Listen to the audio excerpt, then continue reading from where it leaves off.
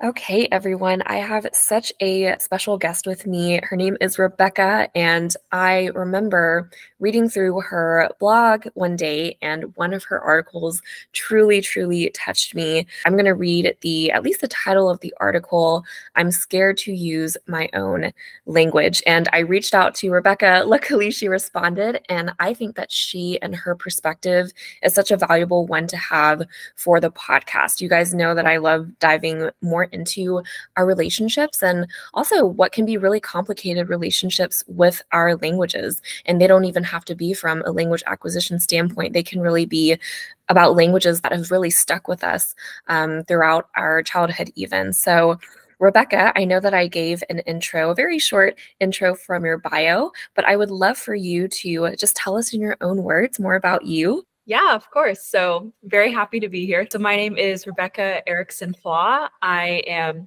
a mixed Taiwanese American woman. I live in New York City, but I was raised in Phoenix, Arizona. I recently got a master's in applied linguistics. So that's basically about like language learning, language acquisition, and teaching. And honestly, I'm a better teacher of languages than learner of languages. Probably would not consider myself a polyglot for that reason. I grew up speaking English at home and also Mandarin. Because my mom is from Taiwan, and so she would speak Mandarin to me. I would also say that I grew up with Hokkien or Taiwanese, but that was more like what the older generation, like my grandparents, would speak around me, and I never got to a level of any fluency, like not even A1. I could pick up a few things here and there, but yeah, I never could speak it. So yeah, those were the three languages kind of in my world growing up. Is coming from me too. Like I made sure to not intentionally research anything about Asia at all, just to protect myself from some of my more complicated relationships with Chinese. But I was wondering, you said Hokkien Taiwanese. Is that a dialect or is that really like its own language in Taiwan? Yeah, well, I mean, then you get to like the classic linguistics, like what's a dialect, right? So but yeah, I think it would be considered a dialect of Mandarin, but I mean, functionally for me, it was essentially a different language. It's so different from Mandarin. Like there's more tones, there's different sounds, like there's a nasal sound that I always feel kind of weird doing. It would be a dialect, I think, but sometimes, well, I like dabbled in Cantonese before. I think there's more similarity between like Cantonese and Mandarin than I would say like Mandarin and Hokkien. More tones in Chinese, because I'm still very like a big beginner in Chinese, but it's already just 4 tones. I'm like, this is a lot. There's a lot of listening going on. So totally, yeah. Yeah, but that's fascinating. Thank you so much for that. And concerning your article, do you mind if I read just the very first short paragraph of it? Of course, we had mentioned Rebecca's title for this, which is I'm Scared to Use My Own Language. Some of her very first words she had written, in my everyday life, I rarely speak my own language. It's not English. The one that flows effortlessly out of my mouth, bursts onto the page, swirls all around my world without a second thought. It's the one that has been with me since I was a child, the language of my family, the language of my mom, the language that I feel is at once embedded deep inside my soul, but also clunky, awkward, and incomplete. So I think that even just there, I mean, this article has so much more after that, right? But I think even just the beginning is so insightful and it carries so much meaning, also just hidden behind the words, which I think you wrote beautifully. So in a sense, I feel so distanced from that perspective, but I also feel really pulled towards it because of the theme of loss that I think I interpreted it from the article when I first read it. So, I wanted to ask you if you don't mind sharing with us, how has just the loss that you've addressed in this post especially kind of developed throughout your life from childhood up until this point?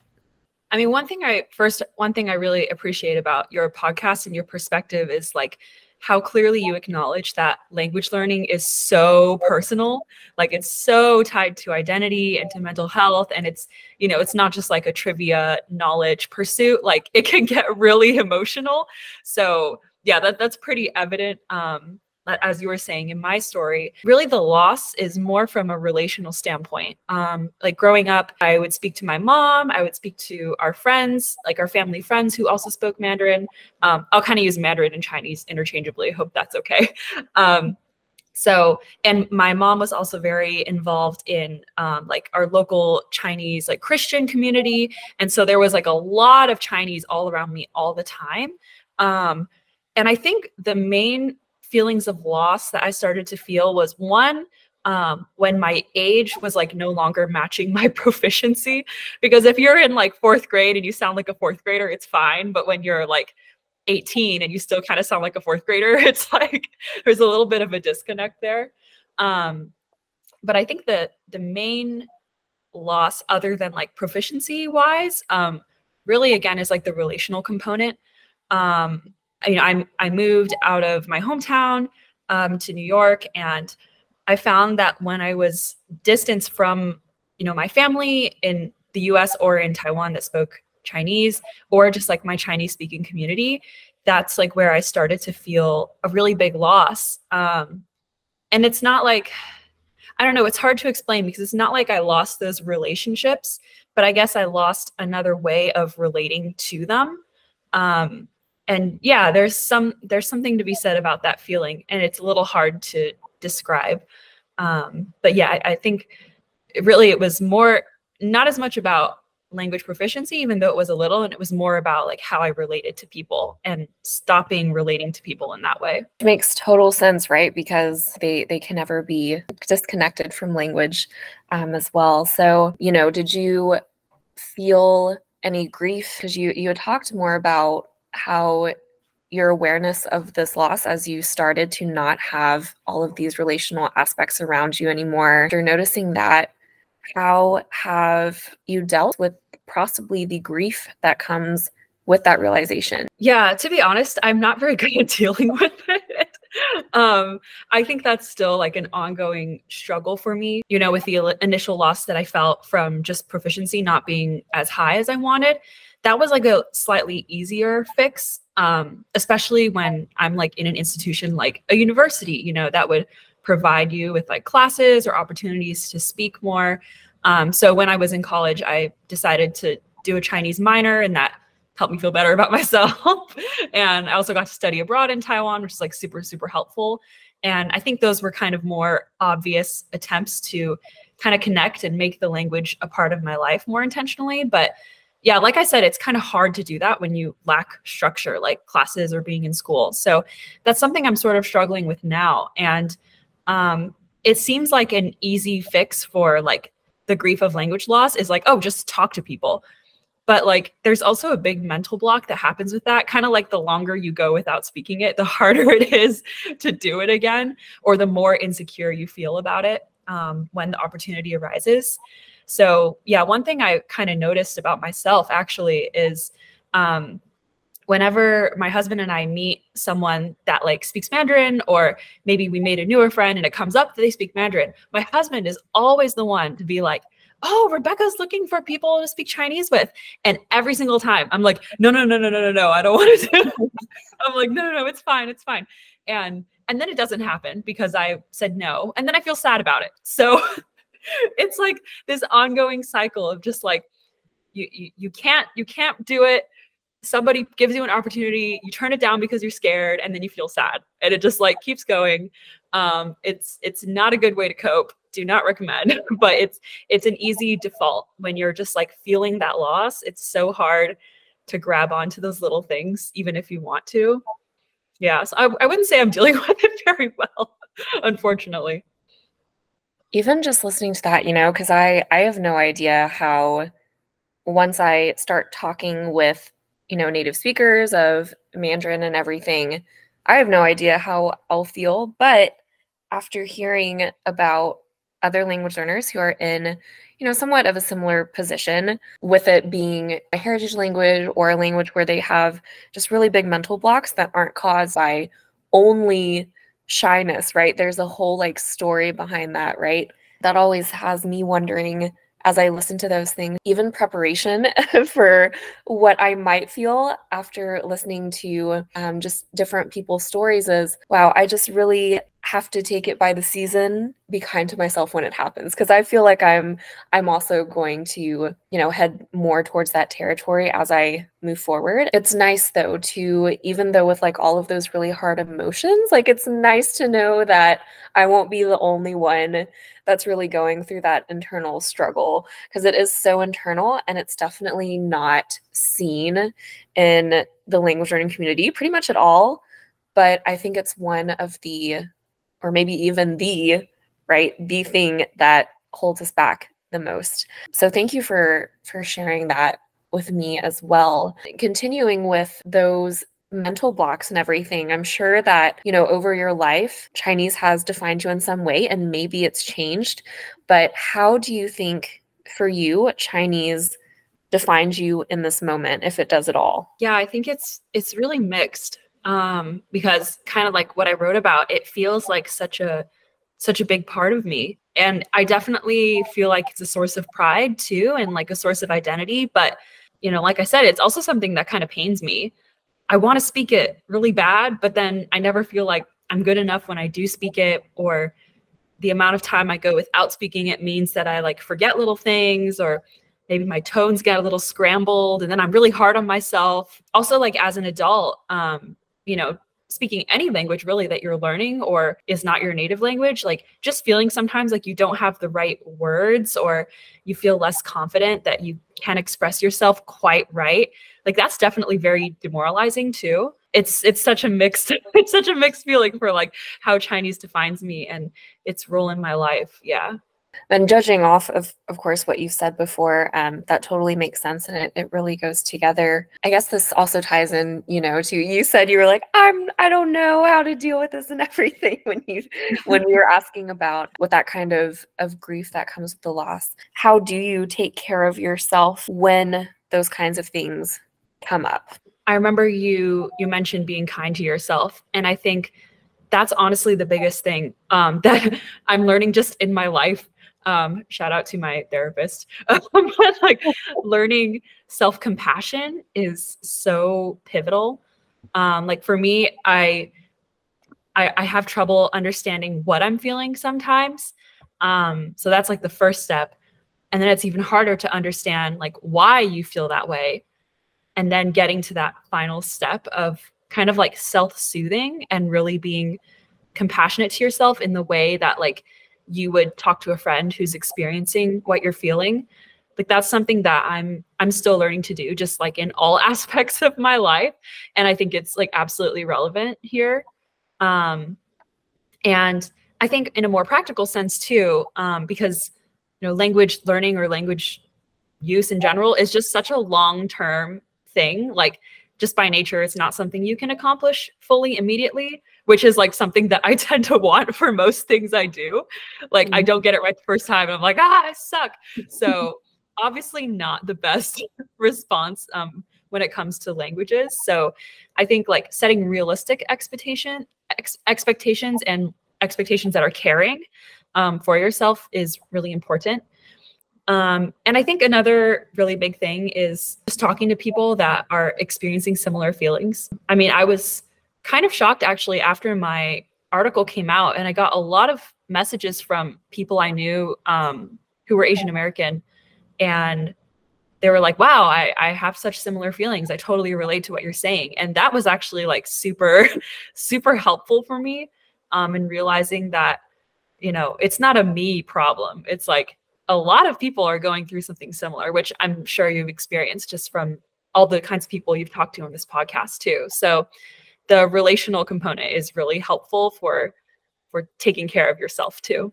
Having very specific people reach out because they have a story somewhat similar to mine, but they're just like, I can totally relate to that. I totally agree. That's really healing. And also, I have only been to a few classes and they were really introductory, sort of like workshops in Mandarin. But I was like, this is the only time that I would really enjoy this, because I know that these people that I'm sitting in class with have been through the exact same thing. And even just that is one of the most healing things that I've discovered so far. So I totally agree with you on that front. And thank goodness we have the internet. I mean, there are pluses and minuses, but we can connect with so many other people. So after explaining sort of some of the experiences that you had been through with Chinese, you started to expand the topic, and you had written here, "I'm afraid that I may never pass my language on to my children, even though they do not exist yet." Really thinking about that loss, as you had phrased it, into future generations, and also kind of thinking about the broader picture about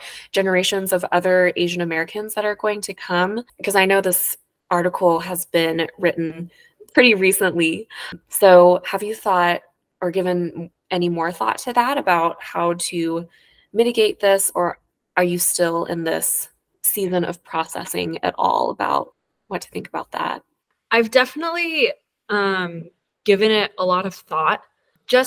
I think, well, the concept of just generational language loss in general is something that makes me sad. A lot of the times people feel like it's sort of just like a passive thing, but yeah, when you get to the root of it, depending on like the situation, it can actually be like quite dehumanizing and violent. Like, more obvious example of this would be like in North America, like residential schools for the indigenous peoples, right? That was like a very clear like severing of that generational transmission of the language.